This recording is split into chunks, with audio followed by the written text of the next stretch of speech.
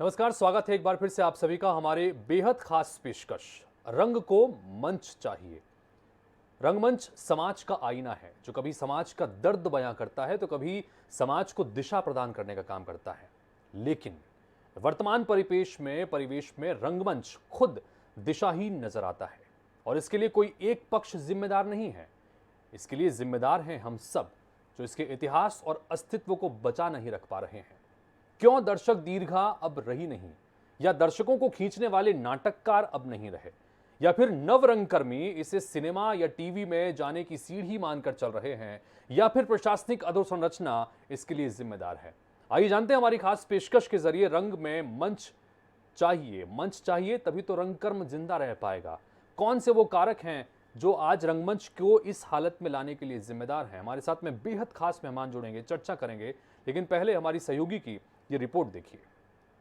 Platforms आने के बाद आज रंगमंच की क्या स्थिति है और किस तरीके से जो रंगकर्मी है वह जूझ रहे हैं, क्या कहानी है, पर्दे के पीछे हंसने वाला चेहरा आखिर पर्दे के पीछे कितना फूट फूट कर रोता है, तमाम तरीके की बातें हैं, तमाम तरीके के सवाल हैं, लेकिन शायद इसका जवाब किसी के पास नहीं।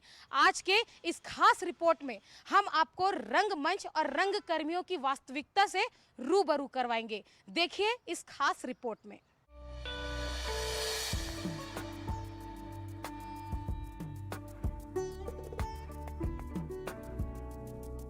समाज से सीधे आंख मिलाकर बात करने का एकमात्र जरिया नाटक ही है, जिसे तत्काल समाज अपनी प्रतिक्रिया भी लौटाता है।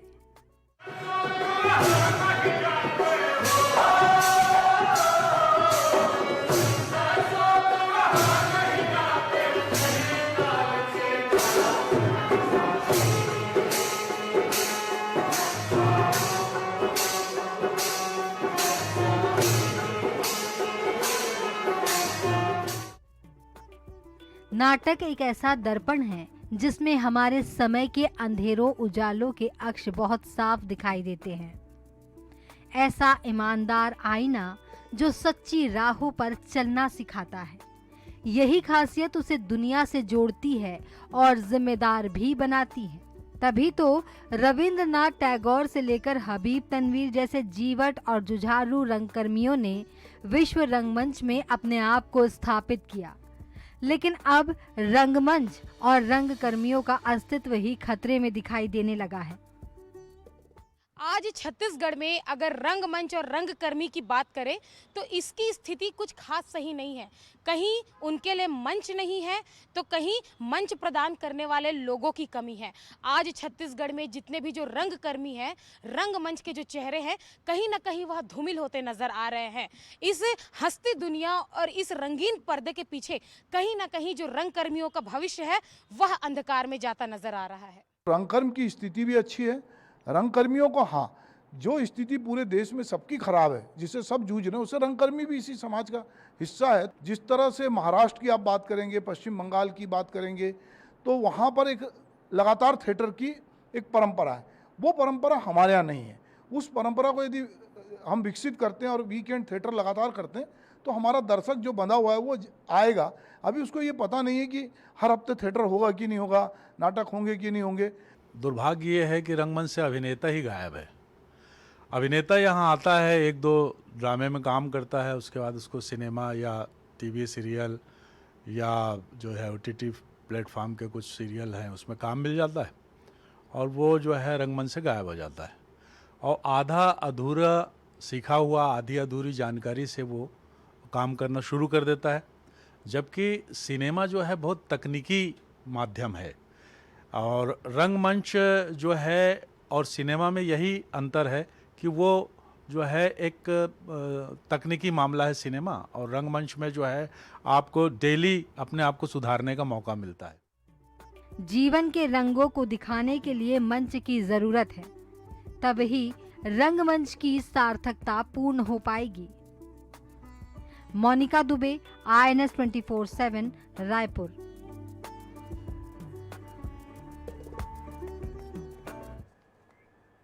तो रंगमंच को फिर से जिंदा करने की जरूरत है, रंगमंच को मंच चाहिए।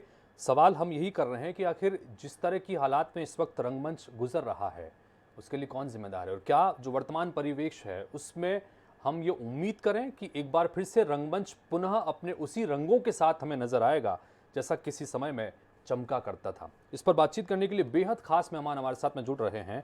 हमारे साथ में जुड़ रहे हैं योग मिश्रा जी, जो कि लेखक हैं, निर्देशक हैं, रंगमंच के जाने माने कलाकार हैं और फिल्मों से भी जुड़े रहे हैं। बहुत बहुत स्वागत है आपका योग मिश्रा जी। और साथ ही हमारे साथ में संतोष जैन साहब जुड़ रहे हैं, जो कि वरिष्ठ रंगकर्मी हैं, फिल्म निर्देशक हैं, छत्तीसगढ़ी फिल्मों को लेकर बहुत महत्वपूर्ण इन्होंने जिम्मेदारियां निभाई हैं। संतोष जैन जी का भी स्वागत है। और हमारे साथ में वरिष्ठ पत्रकार, देश के जाने माने पत्रकार गिरिजा शंकर साहब जुड़ रहे हैं, राजनीतिक विश्लेषक भी हैं, और आज उनकी राय हम इस विषय पर रखना चाहेंगे क्योंकि इस पर भी बहुत रुचि उनकी रही है। सर, आपका भी बहुत बहुत स्वागत है। योग मिश्रा जी, मैं आपसे सबसे पहले शुरुआत करता हूं। आपने कहा अभिनेता गायब हो चुके हैं, और अभिनेता इसलिए गायब हो गए हैं क्योंकि उनको कुछ समय रंगमंच पर आते हैं, उसके बाद OTT प्लेटफॉर्म्स हैं, फिल्म है, तमाम तरह के अलग अलग चीज़ों पर उनको मौका मिलता है। क्या वजह मानते हैं आप, ये जो अभिनेता गायब हो रहे हैं रंगमंच से, दूर हो रहे हैं रंगमंच से, इसके पीछे क्या वजह मानते हैं योग जी?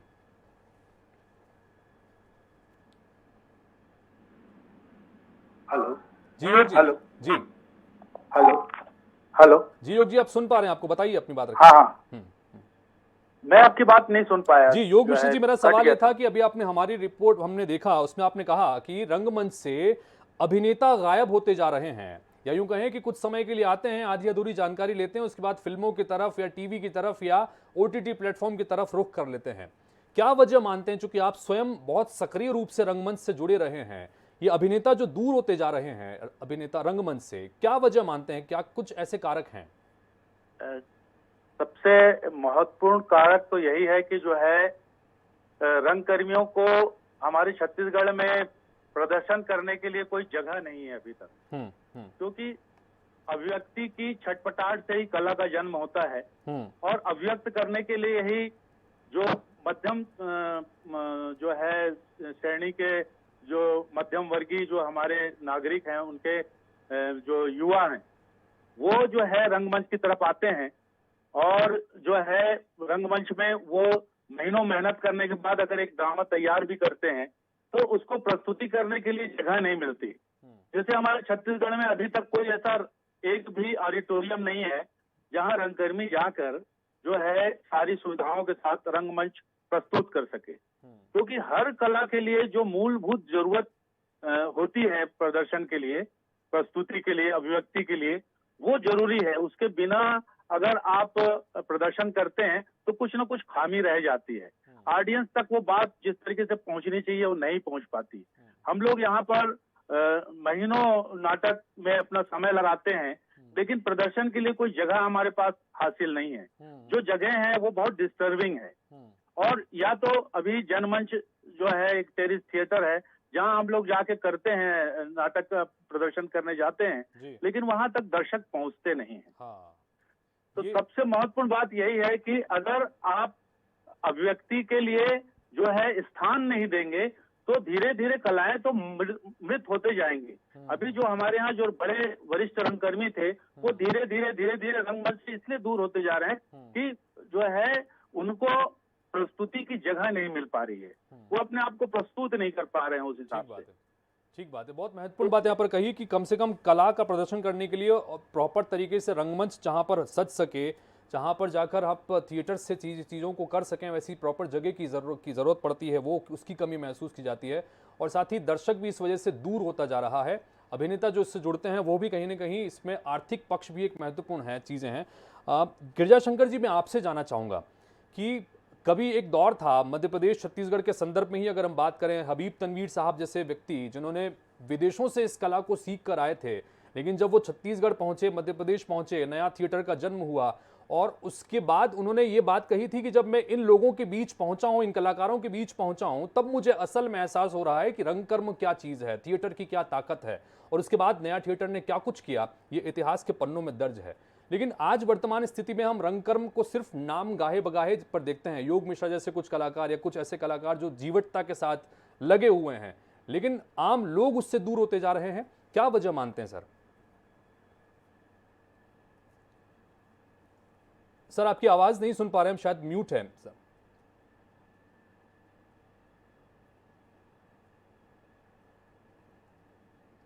नहीं सर, आपकी आवाज़ सुन नहीं पा रहे हैं सर हम।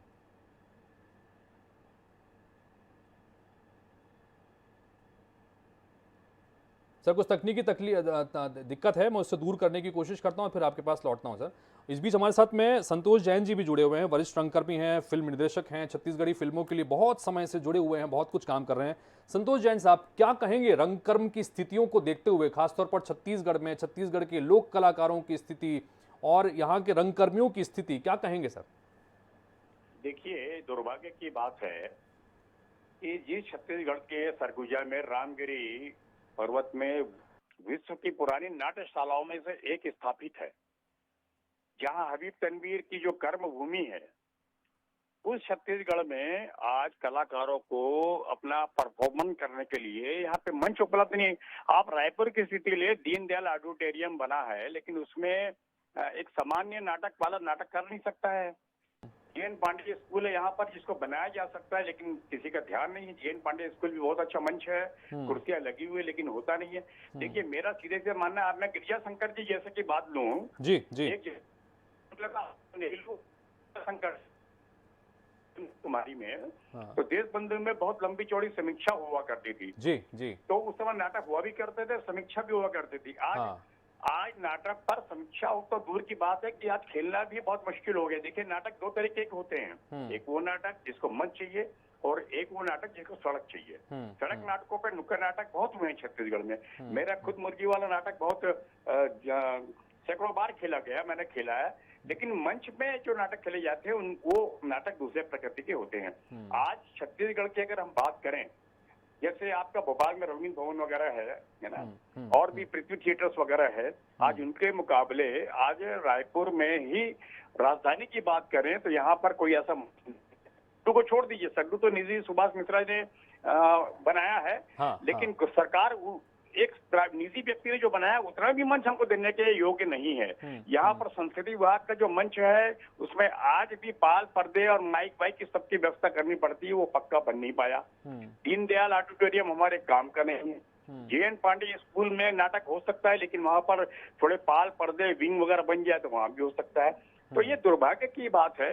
यहाँ पर आप कलाकारों की स्थिति बोल रहे हैं, देखिए ये फिल्मों ने लोग फिल्मों को बुरी दृष्टि से देखते। मेरा मानना यह है कि फिल्मों ने नाटक में काम करने वालों को रोजगार दिया है। जी, जी, चाहे अपन जिनकी भी बात करें जो नाटकों से आए हुए हैं, ऐसे बहुत सारे लोग, चाहे कि हंगल हो, चाहे जो भी हो, है ना, बर्राज सानी हो, ये लोग एकता से आज फिल्मों पे आए हैं। ठीक बात है। तो यहाँ पर भी ऐसी स्थिति है कि नाटक को लोग सीढ़ी मानते हैं, ठीक है, नाटक करते हैं, अभिनय सीखते हैं और फिर वो फिल्मों में जाते हैं, कोई बुराई नहीं, क्योंकि नाटक कमर्शियल नहीं है यहाँ पर। जी जी, आप देखिए, यहाँ पर नाटक टिकट छोड़ के फ्री में भी अगर करें, रंग मंदिर में जैसे होता है, रंग मंदिर हर किसी को उपलब्ध नहीं है, लेकिन रंग मंदिर में आप जब टिकट रखते हैं तो बड़ी दयनीय स्थिति होती है। मुफ्त में भी लोग आते नहीं है। ये इसलिए हुआ है कि यहाँ पर छोटे छोटे जो स्टेज की जरूरत है, जिसपे एक मध्यम वर्गीय, निम्न वर्गीय व्यक्ति जुड़कर अपने सुख दुख को लाइव देख सके। देखिए, मशीनों में के जरिए फिल्मों में देखना और एक लाइव जीवन का सामने देखना, ये बहुत अलग अनुभव जाहिर तौर पर होता है। गिरिजा शंकर जी की आवाज़ अब हम तक आ रही है। गिरिजा शंकर जी, आपने कई लंबे समय तक बहुत बारीकी से इन नाटकों को देखा है, समीक्षा आप लिखते रहे हैं। दर्शक एक बहुत बड़ा वर्ग हुआ करता था पाठकों का, जो आपकी समीक्षा का इंतजार किया करते थे। आपने उस दौर में भी रंगमंच को देखा और आप वर्तमान में भी रंगमंच को देख रहे हैं। सर, क्या कहेंगे जो हालात इस वक्त हैं, जिसका जिक्र यहाँ पर योग मिश्र जी भी कर रहे हैं, संतोष जैन साहब भी कर रहे हैं, क्या कहेंगे सर? नहीं, जो हालात जिनका जिक्र आप कर रहे हैं जी जी, वो मेरे ख्याल से हिंदी थिएटर पर ज्यादा लागू होता है, और खासकर जो शौकिया थिएटर कर रहे हैं उन पर ज्यादा लागू होता है। ठीक बात। आप भाषाई रंगमंच को देखिए, चाहे वो असम का रंगमंच हो, मणिपुर का रंगमंच हो, महाराष्ट्र, गुजरात, बंगाल का रंगमंच हो, वहां ऐसी कोई स्थिति नहीं है। वहां पर दर्शकों का आलम यह है कि महाराष्ट्र में, बंबई में न्यू ईयर के दिन रात को थिएटर होते हैं और रात को 2 बजे तक थिएटर होता है और हाउसफुल चलता है। वहां न्यू ईयर लोग थिएटर देखकर मनाते हैं, तो इसलिए वो स्थिति वहां नहीं है। और जहां तक सवाल हबीब तनवीर की बात आपने की, आपने देखे कि हबीब तनवीर ने अपने थिएटर में किस तरह के प्रयोग किए। प्रिसीनियम थिएटर से उन्होंने नाटक को चौपाल पे ले आए। तो बहुत सारे प्रयोगों की जरूरत है। जहां तक साधन सुविधाओं की बात है, तो मैं समझता हूँ कि जब 72-73 में हम लोग नाटक करते थे, तब जो दिक्कतें थी वो दिक्कतें आज 2022 में भी है। उसके बाद भी थिएटर लगातार हो रहा है। आज भी जब हम इस समस्या पर चर्चा कर रहे हैं, मैं लगभग पूरा देश घूमता रहता हूँ थिएटर को लेकर। मध्य प्रदेश, छत्तीसगढ़ में लगभग हर छोटे बड़े शहर में थिएटर हो रहा है और बड़ी संख्या में नौजवान थिएटर करने आ रहे हैं। आप यदि देखें तो थिएटर वर्कशॉप की एक बाढ़ सी आ गई है और उसमें भी ऑडिशन के साथ में कलाकारों को लिया जा रहा है। तो ये बहुत बड़ा उत्साह और बहुत बड़ी जो एक नौजवानों में थिएटर को लेकर जो उत्साह है और जो उसमें एक स्पिरिट है, वो देखने को मिल रहा है। ये बहुत अच्छी चीज है। जहां तक सवाल दर्शकों की बात है या दूसरी और समस्याओं की है, वो समस्याएं तो चलती रहेंगी। आप देखेंगे कि कोरोना काल में भी बाकी भली एक्टिविटी बंद रही हो, लेकिन थिएटर हॉल में न होकर आपके ऑनलाइन प्लेटफॉर्म पर लगातार थिएटर चलते रहे, थिएटर पर बातचीत चलती रही। तो थिएटर में उस तरह की समस्या नहीं है। हम जो थिएटर करने वाले लोग हैं, उनको दरअसल इस बात पर विचार करना चाहिए कि शिकवा शिकायत से दूर हटकर हम कैसे अपने आप में वो बदलाव लाएं कि जिन समस्याओं का जिक्र हम आज कर रहे हैं, उन समस्याओं से हम निजात पा सकें। जो सरकारी सहायता या सरकारी अनुदान या उस तरह के जो रंगमंच की बात होती है, तो दरअसल रंगमंच अवाम की विधा है। ये अवाम के जरिए, अपने दर्शकों के जरिए फलता फूलता रहा है। हाँ। राजाश्रय वाली विधा नहीं है ये, और हमको राजाश्रय की तरफ देखना भी नहीं चाहिए। आज आप देखेंगे कि हिंदी में भी बहुत सारे पेशेवर थिएटर हैं जहां पर केवल डायरेक्टर के नाम से टिकटें बुक हो जाती हैं और दर्शकों की भीड़ लग जाती है। चाहे वो हालांकि स्थिति महानगरों में है, छोटे हाँ। शहरों में नहीं है। हाँ। तो हमको ये देखना चाहिए कि महानगरों में वैसी स्थिति क्यों है, भाषाई थिएटर में वैसी स्थिति क्यों है हाँ। कि जहां पर न दर्शकों की कमी है, न साधनों की कमी है, न किसी और तरह की दिक्कत है। जी। तो वो उस अनुभव से हमको सीखना चाहिए और फिर हमें देखना चाहिए कि हमारे अंदर जो एक शौकिया थिएटर करने से लेकर पेशेवर नाटक की तरफ बढ़ने की दिशा में हम क्यों नहीं बढ़ पा रहे हैं। ठीक है। यदि हबीब तनवीर का उदाहरण लें, हाँ। देवेंद्र राज अंकुर का उदाहरण लें, अलका जी का उदाहरण लें, उनके थिएटर से देखकर आखिर हम अपने में क्या तब्दीली ला रहे हैं, जी। ये हमको विचार करने की जरूरत है। जी, योग मिश्र जी क्या कुछ कहेंगे? जो बात यहाँ पर गिरिजा शंकर जी कह रहे हैं, बहुत महत्वपूर्ण बात उन्होंने कही कि भाषाई थिएटर में अभी दिक्कतें नहीं है। हिंदी थिएटर्स जो हैं, और वो भी छोटे इलाकों के जो हैं, कम से कम महानगरों में वैसी स्थिति नहीं है। वहां पर दर्शक पहुंच रहे हैं, दर्शक कई बार डायरेक्टर के नाम पर पहुंचते हैं, कलाकारों के नाम पर पहुंचते हैं। तो इसको किस तरह से करें? कुछ बदलाव की जरूरत महसूस करते हैं, कुछ नए इनोवेशंस की जरूरत महसूस करते हैं। योग मिश्र जी क्या कहेंगे इस पर? गिरिजा भैया ने बहुत महत्वपूर्ण बात कही है, लेकिन इसमें मुझे 2-3 बात जो है नजर आती है। जी। पहली ये है कि रंगमंच जो है अभिनेता का माध्यम है, लेकिन अभिनेता जैसी कस्बाई रंगमंच में थोड़ा भी सीखता है हाँ। तो महानगर की तरफ भागता है, क्योंकि वहीं उसको सारी जो है सुविधाएं और जो है अभिव्यक्ति का माध्यम सब कुछ दिखाई देता है। और हम लोग जो कस्बाई रंगमंच करने वाले जो लोग हैं, उनके पास हमेशा अभिनेता जो भी आता है वो बिल्कुल राह होता है, वो अनसीखा हुआ होता है। हम उसके साथ मेहनत करके उसे सिखाते हैं, तो हमें एक वक्त भी लगता है सिखाने में। और जो महानगरों में जो लोग रंगमंच कर रहे हैं, उनको प्रशिक्षित अभिनेता मिलते हैं, तो उनके जो है प्रस्तुति की एक क्वालिटी भी दिखाई देती है। हमको इस क्वालिटी को लाने में, मैं खुद भी जो है इसको देखता हूँ कि जब मैं रंगमंच करता हूँ और नाटक कोई तैयार करता हूँ, तो मुझे जो है उन कलाकारों को साधने में और उस अभिनेता को उस चरित्र में ढालने के लिए कम से कम 6 से 7 महीने लग जाते हैं।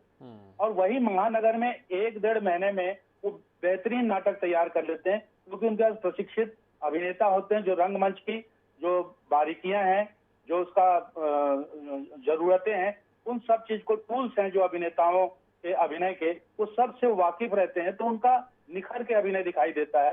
तो वहां पर जो है दर्शक मिलते हैं। हमारे यहाँ जो लोग बहुत कम समय में नए लोगों से नाटक करवाते हैं, नाटक की क्वालिटी कहीं ना कहीं कम दिखाई देती है, जिससे कि धीरे धीरे दर्शक दूर होता है। गिरिजा भैया ने एक बहुत अच्छी बात की कि 78 से मैंने रंगमंच शुरू किया है। गिरिजा भैया मुझसे बड़े हैं और पहले से उन्होंने रंगमंच रायपुर का देखा है, लेकिन जो उस समय हम रंगमंच करते थे, जो दिक्कतें उस समय रंगमंच में थी, वो आज भी है। थोड़ी सी एक बात से मैं गिरिजा भैया की बात से मुझे थोड़ा सा लगता है कि मैं बात कहूं कि जैसे भारत भवन का निर्माण मध्य प्रदेश में हुआ, एक सांस्कृतिक वातावरण बना, एक रंगमंच के लिए एक वातावरण बना। आज भोपाल का रंगमंच जो है वो बड़ा समृद्ध, बहुत से लोग उसमें जुड़े हुए कर रहे हैं, दर्शक भी मिल रहे हैं। तो बदलाव के लिए जो है आपको कहीं ना कहीं अभिव्यक्ति के लिए स्थल तो देना ही पड़ेगा ना। हमारे यहाँ अभिव्यक्ति का स्थल ही नहीं है। आप कितना भी अच्छा ड्रामा तैयार कर लो, एक दो शो के बाद आप कुछ नहीं कर सकते। जी गिरिजाशंकर जी, आपके अनुभव से जो बात योग मिश्र जी भी कह रहे हैं वो भी, और उसके बाद आपका बहुत लंबा अनुभव इसमें रहा है, क्योंकि आप स्वयं नाटकों से भी जुड़े रहे हैं, आप लगातार समीक्षा भी लिखते रहे हैं। इसके संदर्भ में कहें कि ये जो कहीं ना कहीं दूरी तो हुई है, क्योंकि आप स्वयं ये मान रहे हैं कि भाषाई जो थिएटर है उसके मुकाबले में हिंदी थिएटर्स पर असर तो पड़ा है, रंगमंच पर असर तो पड़ा है। अब दर्शकों को फिर से खींच के लाना होगा, टेक्नोलॉजी का इस्तेमाल करना होगा, आर्थिक पक्ष भी एक महत्वपूर्ण चीज़ें हैं। छत्तीसगढ़ में कई ऐसे कलाकारों पर हम लोगों ने लगातार डॉक्यूमेंट्री चलाई हैं, सीरीज चलाई हैं कि जो बड़ी मुफलिसी में अपनी ज़िंदगी गुजारते हैं और उनको इलाज तक नहीं मिल पाता। हाल ही में हमने गोविंद राम निर्मलकर जी के ऊपर एक बड़ी डॉक्यूमेंट्री चलाई जिन्हें पद्मश्री मिला। आखिर में हालात ये हो गए थे कि उन्हें अपने पद्मश्री बेचने तक की नौबत आ गई थी और बड़ी मुफलिसी में उन्होंने जीवन जिया। तो ये भी एक पक्ष है, इसको किस तरह से बीच में देखा जाए सर?